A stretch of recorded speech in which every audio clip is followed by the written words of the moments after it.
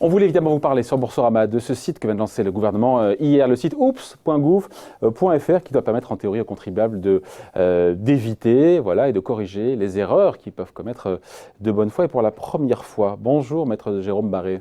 Bonjour monseigneur David Jacob. Avocat associé au cabinet Franklin. Déjà juste un mot sur le nom du site. Pour une fois, les mecs là à Bercy. Top. En général, c'est toujours des trucs hyper compliqués. Le site Oops. Top. Oups, c'est bien vu. Top, et puis quand on y va, il y a 3 lignes, et si on ne veut pas comprendre, évidemment, on ne comprend pas. Mais si on ne veut pas comprendre, c'est qu'on est de mauvaise foi, et donc on n'a pas le droit à la réparation et à l'erreur. En gros, pour résumer, c'est quoi? Parce que je demandais hier, je vous ai appelé, je dis voilà, maître, il vaut quoi ce site? Allez vous balader. C'est un site d'information, surtout au départ, qui est censé, j'ai bien compris, recenser les cas d'erreurs les plus fréquentes que peuvent rencontrer au cours de leur vie les contribuables. Est-ce que c'est le cas? Est-ce que c'est clair? Est-ce que c'est pédagogique? Bon, ce qu'on en voit, oui, c'est assez pédagogique. Ce qui est intéressant, c'est de voir que l'administration, elle est dans une phase active et proactive de communication. Par exemple, vous allez voir oups, je m'ai trompé. Ouais. Vous regardez, on vous dit voilà, attention, si vous faites le malin et que vous essayez de faire corriger une faute inexcusable, ça ne va pas marcher. Mais ce qu'on vous dit aussi, c'est que vous pouvez vous abonner à la newsletter pour les particuliers ou à la newsletter pour les entreprises. Ouais. Et même l'avocat que je suis, je trouve que c'est assez agréable d'avoir de l'information qui tombe sur certains points. C'est pédagogique, c'est didactique. Donc c'est de l'info. Alors juste, quel type d'erreur? On parle de quoi? C'est quand on attend, erreur qu'on peut commettre auprès de l'administration.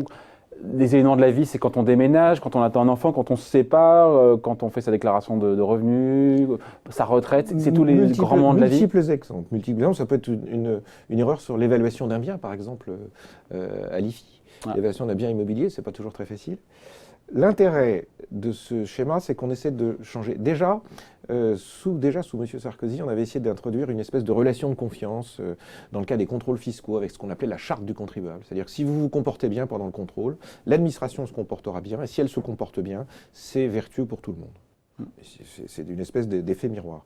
Le deuxième sujet qui avait été vu également, c'était toute la procédure de régularisation. On va dans ce sens-là, on dit voilà, si vous avez des comptes à l'étranger que vous n'aviez pas déclarés, on vous autorise et avoir un régime de faveur si vous le faites. On va dans cette formule-là. On n'est pas encore à la méthode suisse, où en Suisse, vous envoyez votre déclaration de revenus, et puis peu de temps, vous recevez un courrier de l'administration et vous dites « Ah, on a trouvé une erreur, on vous doit de l'argent ».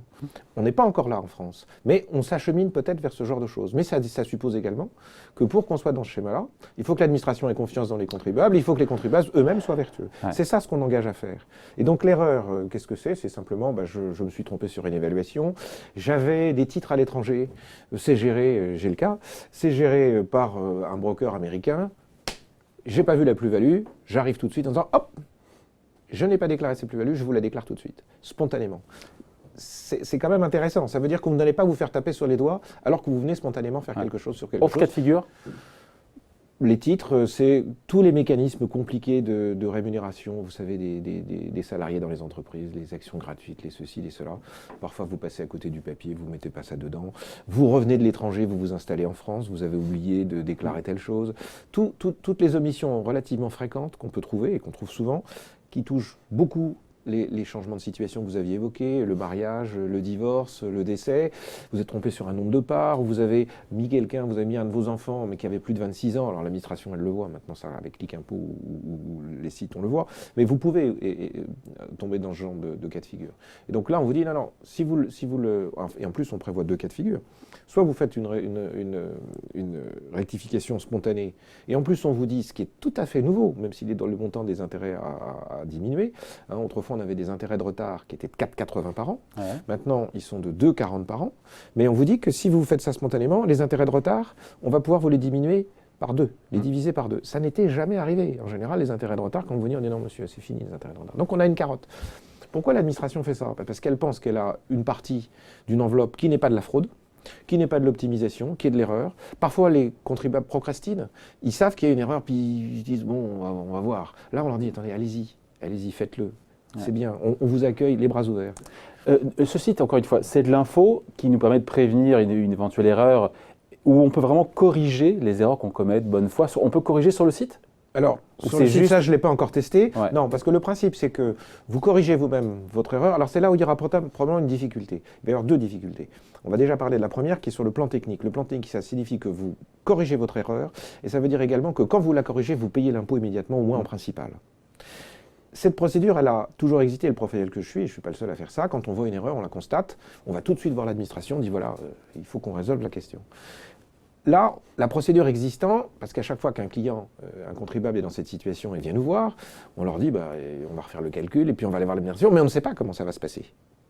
Ouais. C'est-à-dire que je n'ai aucune certitude, ou je n'avais aucune certitude sur l'attitude que pouvait avoir le vérificateur qui allait être en face de moi. Et j'ai vu des cas où le vérificateur dit, attendez, ne me racontez pas, maître, que c'est une erreur. La première fois, mais ça, c'est pas grave, c'est un gros montant, donc c'est moche. Là, c'est pas une question de gros montant, c'est... Vous êtes La première fois est de bonne foi. La première fois est de bonne foi. Ça, c'est quand même, je trouve, Même très, si ce n'est très pas une question de intéressant. montant, même si c'est pour des montants Ça ne doit importants. pas être une question de montant. Alors, il y a toujours un rapport poids-puissance. C'est vrai que l'administration, si vous omettez de déclarer 25 millions d'euros alors que vous avez un salaire de 2 000 euros par an, ça peut choquer. Mais la bonne foi, elle se montre, elle se vit.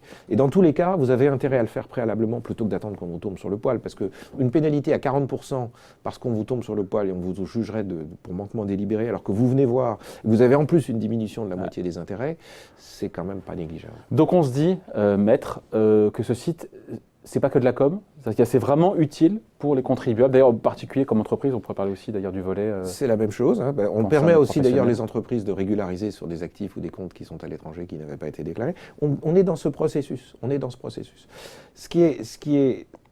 Alors, si c'est de la com, ça va rapidement se savoir. Vous savez, c'est un peu le dressage du chien. Vous avez un chien qui s'en va. Si vous le rappelez et puis qu'il met un peu de temps à revenir et que vous lui envoyez une bonne carillonnée quand il arrive, il est clair que il va pas revenir. Mais là, c'est la même chose. Rapidement, les contribuables vont se parler, les professionnels vont savoir si effectivement, quand on applique ce régime et qu'on y va de bonne foi et qu'on est retoqué, ça ne va pas marcher. Donc ça ne peut pas être qu'une image, ça ne peut pas qu'une com. Parce qu'à ce moment-là, on va retomber dans de l'incertitude fiscale. Bon. Et un mot pour les entreprises, juste, qu'est-ce qu'on apprend sur... Pour les entreprises, on est dans le cadre des vérifications. Il y a plusieurs choses dans ce texte qui a été mis, pas uniquement sur la question du site. C'est la question des régularisations d'actifs à l'étranger. Donc on vous permet sur des choses de régulariser vos situations. On vous permet aussi d'avoir, quand une décision, ou quand l'administration est venue vous voir et qu'elle a pris des positions et qu'elle ne vous a pas redressé ou que vous avez discuté avec elle, d'avoir une position qui va être considérée comme une position de principe. Donc on donne plus de sécurité au passé. Et on a vu des cas où l'administration locale vous vérifie, vous discutez avec elle, vous acceptez de payer, puis finalement le dossier est transféré Elle remonte parfois à Paris, Ouais. et Paris dit non, moi je suis pas d'accord. Là, fini ça. Il faut que l'administration, elle mette ce qu'il faut sur la table et que les décisions soient prises. Donc ça, c'est intéressant. Et puis dans le cadre d'une vérification de comptabilité, on avait déjà le droit de régulariser, mais là on vous dit également que vous pourrez bénéficier d'une économie, d'une réduction de 30% des intérêts de retard. Quand vous avez des questions sur par exemple, sur de l'IFI, où vous êtes sur 7 ans quand vous avez oublié de déclarer quelque chose, Ouais. avec des intérêts de retard de 2,40 par an, que vous multipliez par 2, plus ceci, plus cela, vous pouvez avoir envie d'hésiter. Là, on ne pourra pas empêcher le contribuable français, il est gaulois, d'avoir envie d'hésiter. Mais il aura quand même moins de bonnes raisons de le faire. Bon point en tout cas pour ce site, qui va dans le bon sens. Oui, oui. Bon. Maintenant, reste à voir, voilà. La bonne foi, qu'est-ce qu'elle sera? Il y aura toujours un élément de discussion, parce Ouais. que cet élément d'appréciation, c'est finalement, le droit à l'erreur, c'est la faute excusable. Ouais. Si on arrive à démontrer une intentionnalité de votre part, c'est fini. Alors à quel moment c'est intentionnel, à quel moment c'est une erreur? Je vous dis, je prenais l'exemple de quelqu'un qui avait des titres à l'étranger qui ont été vendus par son broker. Les Américains, eux, c'est pas leur sujet. Et puis les masses ne bougent pas, puis vous apercevez l'année d'après que les titres sont plus là, mais on vous l'a pas dit. Donc il y a une plus-value.